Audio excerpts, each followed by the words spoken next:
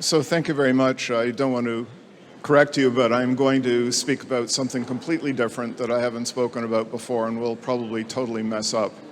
I'll say that I've just moved to Los Angeles, so Tom Rando's sitting here. I guess I'm in the process of being cross-appointed at other places as well, like UCLA, and the intent is to set up a Southern California-wide aging center program involving Los Angeles and San Diego. So what I'm going to speak about, which is totally different from what I normally speak about, is how do we develop as these health span or healthy longevity clinics are developing. How do we do this in a coordinated way so that we can facilitate translational research in these clinics? And we have to start thinking about this from day one before these clinics even get going. So I'm not going to be speaking in detail about senolytics or those kinds of things. I'm going to take a completely different tack and probably have people throwing food at me by the end. So the first question is, are there interventions at work that target fundamental aging processes? And clearly in experimental animals, in cell culture, in human tissue explants and so forth, there are many of them. Completely different categories. Some of them have been developed and we've forgotten about and haven't been studied properly. I'd argue, for example, things like 17-alpha estradiol has not received enough attention. So there are many of these agents that we haven't looked at in combination, we haven't sequenced them, we haven't explored them. And there are increasing numbers of clinical trials going on, but we've got to broaden the spectrum of interventions that we look at. So one of the things I've been privileged to help run, and George Kushel is sitting in the front, he's been very much part of this, and Tamara Ciconia in the back, is the NIH-funded Translational Geroscience Network. So this is in the process of getting its Notice of Grant Award, I hope, this coming week. It got a fundable score.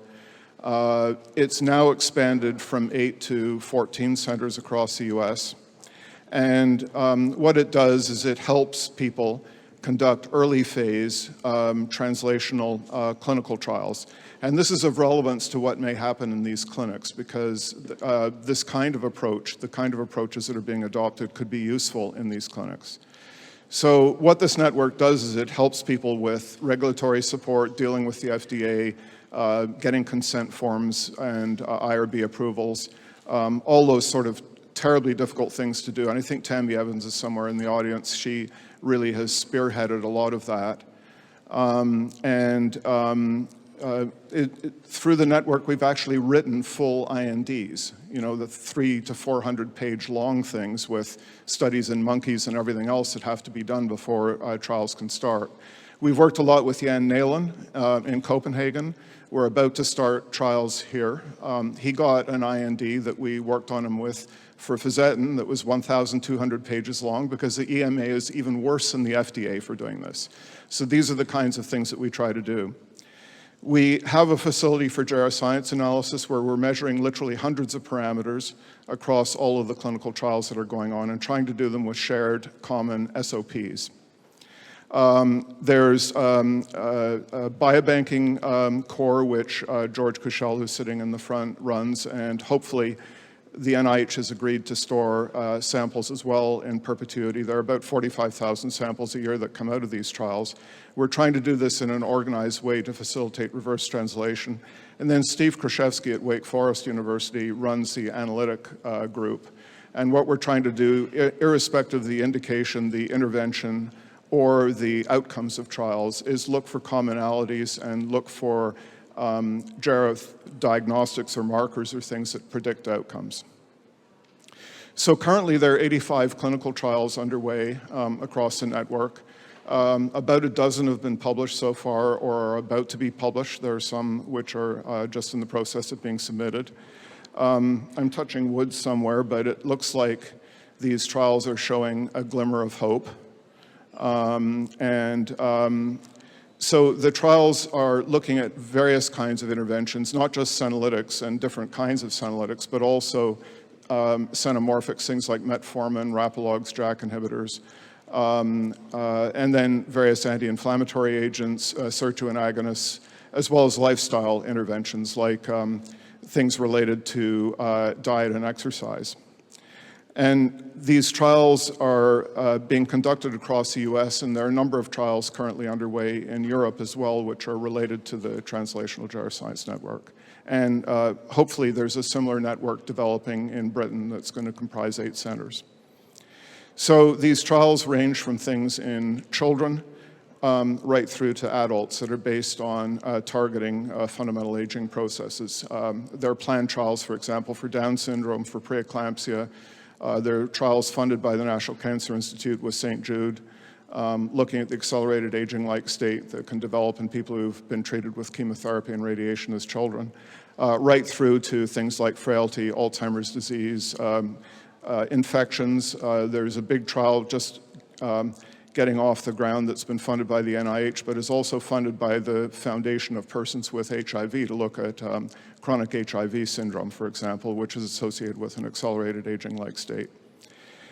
So there are many ways these trials are occurring, but there are also trials being conducted with the military, especially with the Navy. There are trials in domesticated species, for example, with Colorado State University looking at wool production in Argyll sheep. So what we're trying to look at is commonalities across these things, and I think as these health span clinics develop, there are going to be new ways, and I think there's going to be a talk at the end about N-of-1 trials, so I won't go into that, but there are going to be new ways of potentially using these clinics as a springboard for doing completely new kinds of trial designs. So one of the issues that has been alluded to is looking for biomarkers of fundamental aging processes so you know which intervention to use in whom and when in a personalized manner. For example, we've been finding one of the take-homes from the senolytic trials that's become quite apparent is it's the people with a lot of senescent cells, irrespective of the indication, who benefit the most from being treated with senolytics. So now what we're doing in some of these trials is we're measuring senescent cell burden before patients are even enrolled. You could argue that why would you give an NAD precursor in an 80-year-old who might have an early prostate cancer where there's a Warburg shift and that NAD precursor might accelerate growth of that prostate cancer. So there are going to have to be metrics that we use for determining which intervention to use and in whom in a personalized way. We can't just look at mere biological clocks that track the passage of time or give a readout of biological age. That can be useful for maybe preventive sort of things, but even then, who would want to know that they're likely to get Alzheimer's disease 5 years earlier than someone else when we don't have any specific things that we can do about it? We're seeing people who are near suicidal who are having some of these clocks done and are being told that you're at increased risk of getting Alzheimer's disease. So how do we deal with that? How do we come up with interventions that will satisfy what regulatory agencies want? That is, they're scalable, reproducible, can be used across ethnic and other kinds of groups, and respond to interventions and predict response to interventions. And if they do respond to the intervention, track with clinical improvement. So the FDA has a series of criteria that they require now for something to be used as an endpoint in a clinical trial. And just having mere biological clocks doesn't cut it. So I mentioned before that some of these trials have been published. The Translational Network has been publishing 1 paper a month for the last 6 years. So there have been a lot of data coming out from this. But as an example, some of the early trials were with senolytics. They were first published in 2015. The time to completion of the first trial was in 2019. That's 4 years. That's very, very quick for small molecules. The only things that have gone from development at the bench to application at the bedside faster than that have been vaccines. So it is possible to translate these things quickly, but most of the trials are early phase trials with all the biases that those include. There have been a couple of 2A trials published now, but most of the trials are early phase.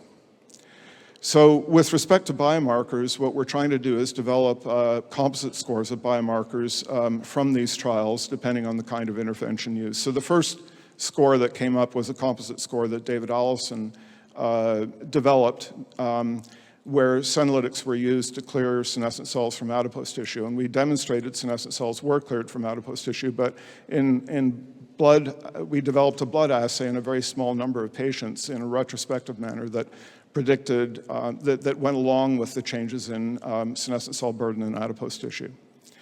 More recently, in a healthspan clinic-like setting, Johnny Huard at the Stedman Clinic in Vail took patients who were taking senolytics, even though they're not prescribed, even though they're told not to take them, even though there isn't good proof for them, that they've gone and bought over Amazon.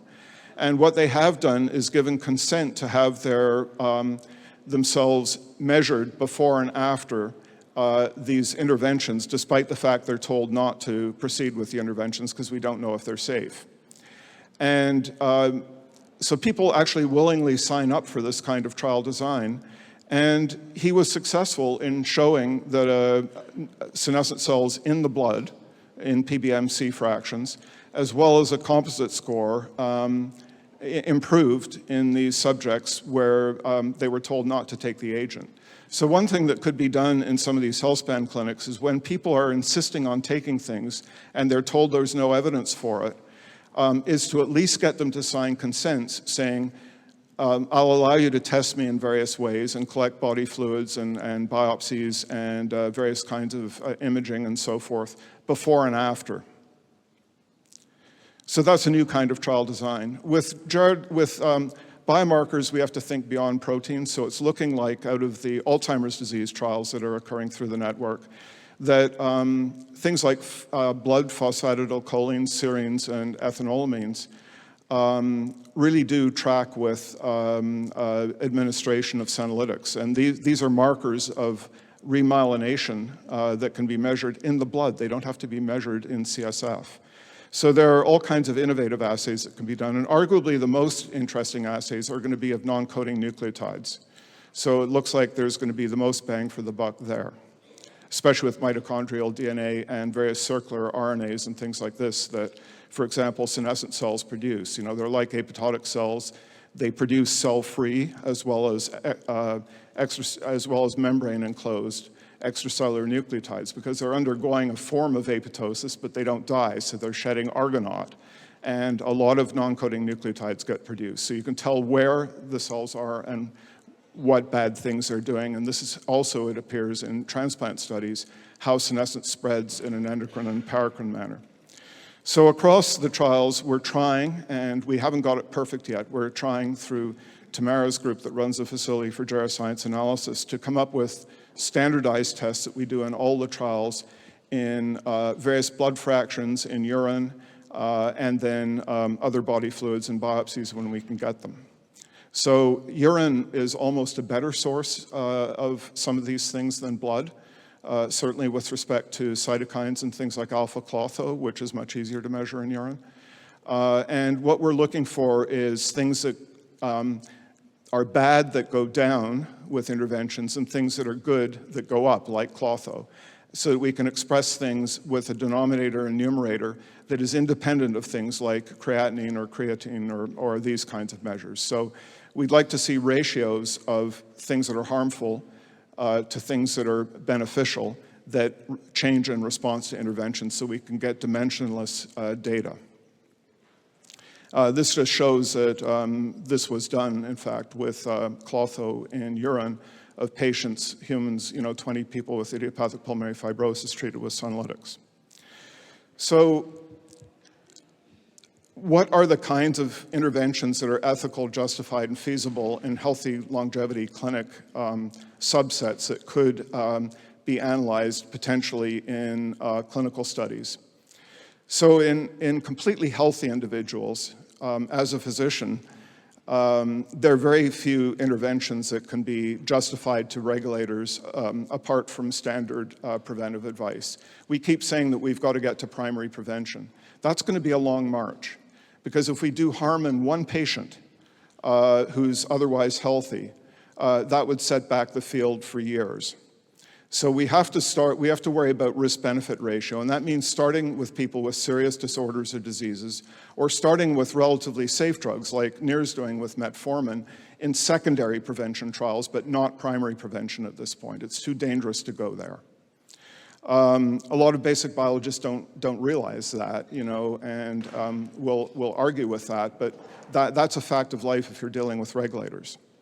So what can be done in these clinics is provide regular standard preventive advice about smoking and that kind of thing, and then subgroup-specific preventive advice about age and condition-dependent target, BMI, for example, or timing between checking for fecal occult blood and colonoscopies, various kinds of vaccinations, accident avoidance, and so forth.